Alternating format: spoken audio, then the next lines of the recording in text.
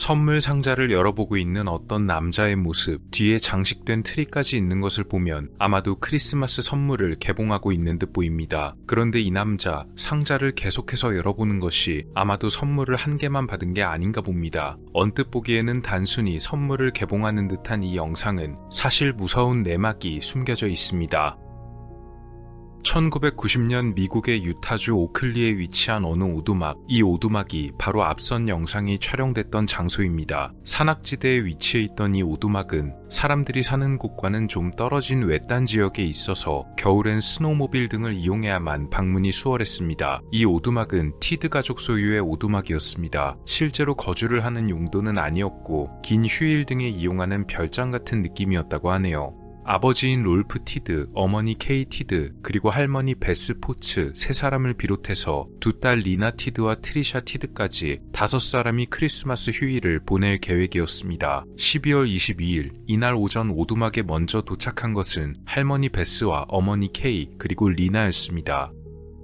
그런데 이 오두막에 먼저 도착한 이들이 있었는데요. 초대받지 않은 이 불청객은 2명의 남자였습니다. 본 레스터 테일러 그리고 에드워드 델리였습니다. 당연히 오두막에 도착한 3사람은 놀랄 수밖에 없었습니다. 두 남자는 이들을 위협해 순식간에 제압했고 어머니 케이와 할머니 베스 2사람을 해쳤습니다. 그리고 살아남은 리나는 인질로 삼았습니다. 이날 오후 늦게 아버지 롤프와 트리샤가 도착했고 이들 역시 불청객의 등장에 놀란 것은 마찬가지였습니다. 게다가 먼저 도착했던 다른 2사람이 숨진 것을 알게 되자 롤프와 트리샤는 패닉 상태에 빠질 수밖에 없었는데요. 범인들은 아까와 마찬가지로 딸 트리샤는 인질로 삼고 아버지 롤프를 공격한 뒤 오두막을 빠져나가기로 합니다. 이때 이들은 범죄를 은폐하기 위해 불까지 질렀다고 하네요. 범인 2사람은 스노모빌을 이용할 줄 몰랐기 때문에 두 딸에게 각각 한 대씩 스노모빌을 몰도록 지시합니다. 그래서 범인 2사람과 살아남은 자매까지 4사람은 2대의 스노모빌에 나눠 탄 채 산을 내려갑니다. 그런데 이 4사람이 스노모빌을 타고 내려가는 장면을 리나와 트리샤의 삼촌 랜디가 목격합니다. 삼촌 랜디가 반갑게 인사했지만 혹시 삼촌을 아는 척했다가는 범인들이 삼촌까지 해칠 거라 생각해 그냥 그대로 지나칩니다.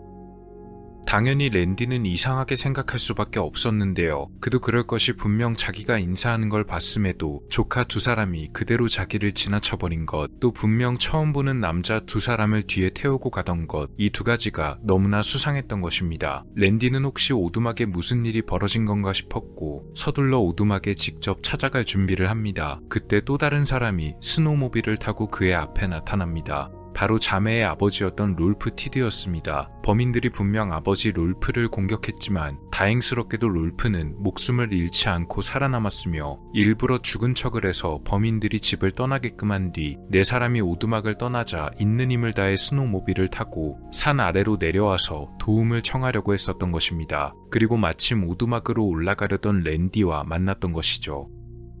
놀란 랜디는 롤프에게서 자초지종을 듣고 난 뒤 서둘러 경찰에 연락해 사건의 내용을 알렸습니다. 그리고 상처가 깊었던 롤프를 병원으로 이송시켰습니다. 신고를 받은 당국은 곧바로 출동해 범인을 추적했습니다. 도로 차단을 피해 일부러 산맥을 통해 도주하던 범인들은 결국 경찰에 체포되고 2 자매는 무사히 구조되었습니다. 앞서 보여드린 영상은 이들이 범행 도중에 오두막 안에서 캠코더로 촬영했던 영상의 일부입니다. 놀라운 것은 이 촬영에 쓰인 캠코더 역시도 이들이 가져온 것이 아닌 티드 가족 소유였던 것입니다. 수사관들은 현장에서 발견된 이 캠코더와 테이프 안에 티드 가족이 찍은 즐거운 모습이 들어있을 거라 생각했지만 정작 재생된 것은 태연하게 자신을 찍은 범인들의 모습이었습니다. 결국 이 영상은 이들의 범행을 입증할 주요한 증거가 되었으며 본 테일러는 사형 선고를, 에드워드 델리는 무기징역을 선고받았습니다. 이 남자의 이름은 해리 콜린슨입니다. 그의 직업은 공무원이었으며 더웬트사이드 의회 소속이었습니다. 해리는 담당관으로 일하고 있었는데 그가 맡은 것은 바로 지역 개발 및 건축 계획 담당이었습니다. 그러다 보니 필연적으로 여러 사람과 엮이게 되었으며 불법 혹은 무허가 건축물 철거를 지휘하는 것도 그의 몫이었습니다. 그런 해리 콜린슨에게 아주 큰 골칫거리 같은 사람이 있었습니다. 바로 사진 속 이 남성이 해리를 괴롭게 하는 원인이었습니다. 이 남자의 이름은 알버트 드라이든. 그는 해리 콜린슨 그리고 그가 거주하던 지역 의회와 상당히 복잡한 마찰을 빚고 있었는데요. 알버트가 소유하고 있던 건축물이 그 원인이었습니다. 알버트 드라이든 그리고 해리 콜린슨의 마찰은 이후 벌어질 큰 사건으로 이어지게 되었습니다. 알버트는 오래전부터 문제가 좀 많은 인물이었다고 합니다. 그는 총기에 굉장히 관심이 많은 사람이었는데요. 무려 10대 시절부터 불법으로 보유하고 있을 정도였습니다. 20살이던 1960년에도 불법 소지 혐의로 체포되어 12개월간 보호 관찰을 받기도 했었습니다. 하지만 그의 무기에 대한 관심은 식지 않고 오히려 깊어졌으며 이후에도 계속해서 문제를 일으켰다고 전해집니다. 1984년 알버트는 버츠필드의 엘라이자 레인이란 지역에 토지를 구매하고 그곳에 건물을 짓기 시작했습니다. 문제는 이것이 허가받지 않은 건물이란 것이었습니다. 처음에는 아픈 어머니를 위한 별장이었다고 하다가 이후에는 가축을 키우기 위한 우리를 짓고 있다고 말을 바꾸고 개인 벙커, 방갈로 등으로 계속해서 말을 바꿨습니다. 결국 지역의회에서는 무허가 건물에 대한 철거 명령을 내립니다. 하지만 알버트는 끝까지 자신의 고집을 꺾지 않았습니다. 당시 담당관이었던 해리 콜린슨이 그를 설득하기 위해 정말 많은 노력을 기울였던 것으로 보입니다. 주변인들의 증언에 따르면 해리는 종종 알버트를 만나서 나무 심기나 주변 조경 등에 관한 조언, 그리고 앞으로 해도 되는 작업과 해서는 안 되는 작업 등에 대해 친절히 조언하며 어떻게든 그의 마음을 얻어내려 했다고 합니다.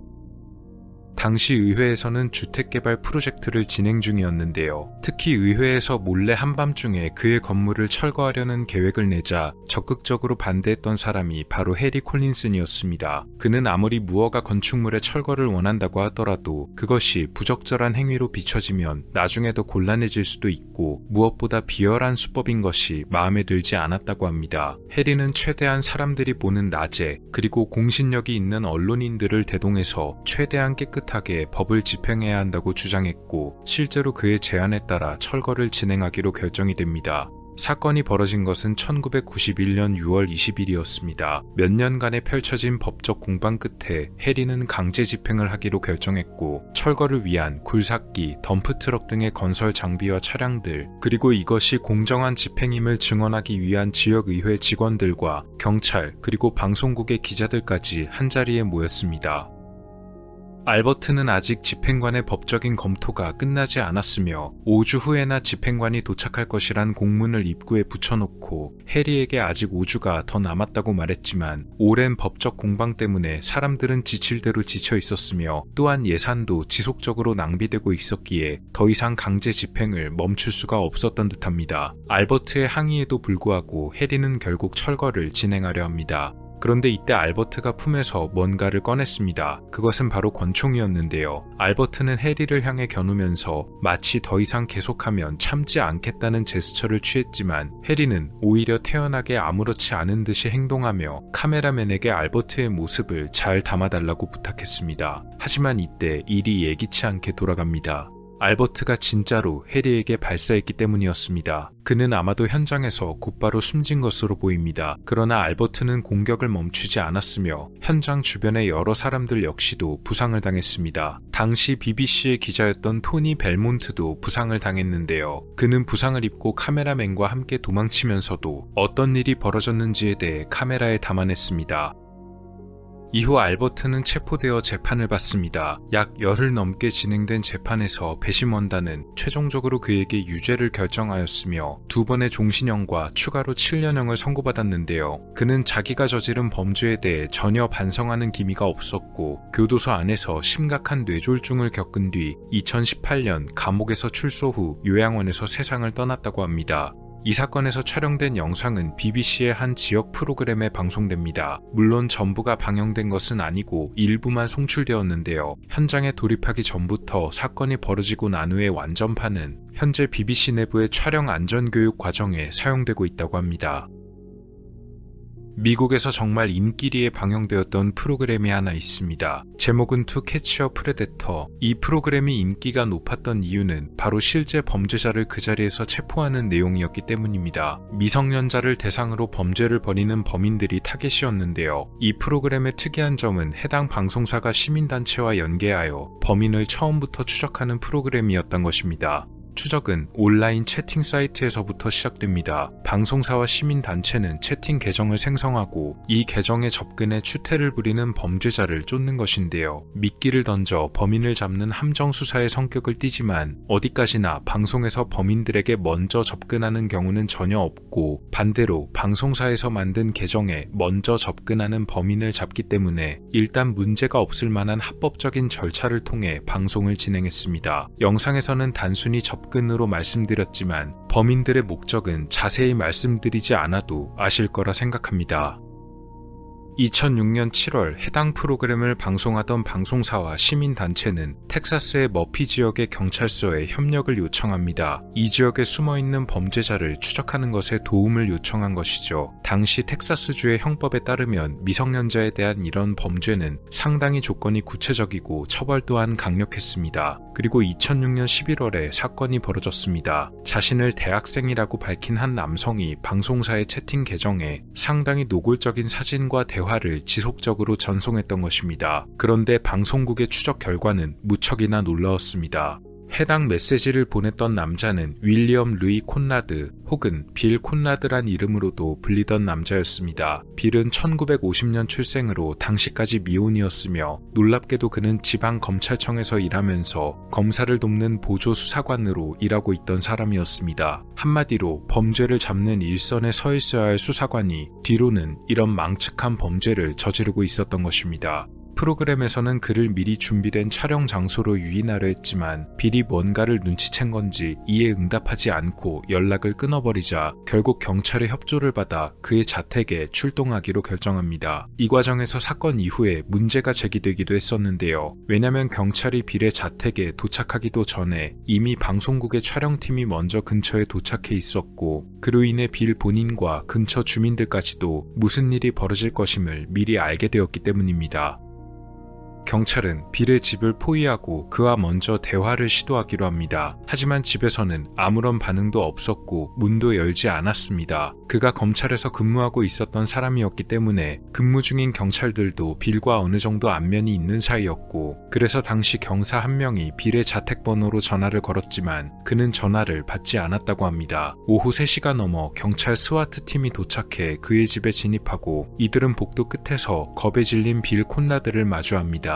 빌은 손에 총을 쥐고 있는 상태였는데요. 경찰팀이 그에게 무장을 해제할 것을 요구했으나 이미 두려움에 가득 찬 빌은 제정신이 아니었고 난 아무도 다치게 하지 않을 거다란 말만 반복했습니다. 얼마 뒤 집에서는 총성이 한 발 울렸고 경찰이 발사한 것은 아니었습니다. 빌은 급히 병원에 이송되었으나 이미 숨진 뒤였습니다. 경찰팀이 그의 집안에 진입했을 때 그의 서재에서 사건에 사용되었을 것으로 추정되는 노트북과 함께 책상 위에 놓여있던 서류 뭉치를 발견할 수 있었다고 합니다. 그런데 이 서류의 내용이 꽤 의미심장했다고 하는데요. 당시 텍사스에서 벌어졌던 미성년자 관련 범죄에 관해 수사한 내용들과 기소 결과가 적혀있는 서류들이었기 때문입니다. 보통 범죄자들이 사건을 벌이고 나서 인터넷 등을 통해 동종 범죄의 과정이나 결과를 검색하는 것과 동일한 양상이었습니다. 경찰이 그의 집을 포위하고 진입하는 과정, 그리고 구급차에 빌이 실려가는 장면까지 이 모든 과정은 해당 방송국의 카메라에 그대로 담겼습니다. 이 사건 이후에도 여러 주장들이 나왔습니다. 과연 이런 식으로 방송을 만드는 것이 옳은 것인가부터 해서 범인을 체포하는 과정 등에도 문제를 제기하는 사람들이 있었습니다. 실제로 수사 과정에서도 부적절한 점들이 지적되기도 했는데요. 특히 빌의 누나였던 패트리샤 콘라드는 방송국을 상대로 1억 달러가 넘는 소송을 걸었습니다. 방송사에서는 말도 안 된다며 소송을 기각하려 시도했지만 법원에서는 방송사의 손을 들어주지 않았습니다. 결국 긴 법정 싸움이 예상되었으나 2008년 양자 간의 합의로 원만하게 해결되었다고 합니다. 오늘은 카메라에 담겼던 3가지 사건을 소개해드려 봤습니다. 나머지 2 사건들도 모두 충격적이기는 하지만 역시 저는 첫 번째 사건이 제일 놀랍다고 느껴집니다. 사건의 내용도 끔찍하지만 캠코더 화면 속 범인의 인상이 너무 소름돋게 보이는 점이 기괴함을 부각시키는 듯하네요. 태연하게 남의 집에 들어가 선물까지 함부로 개봉하면서 범죄를 저지르고 영상까지 남겼다는 것을 보면 일반적인 상식과는 거리가 많이 떨어져 있지 않나 생각도 듭니다. 카메라에 담긴 충격적인 순간들에 관한 이야기였습니다. 오늘 영상은 어떠셨나요? 다음 시간에도 더 많은 이야기들로 찾아뵙도록 하겠습니다. 미스터리 큐브였습니다. 감사합니다.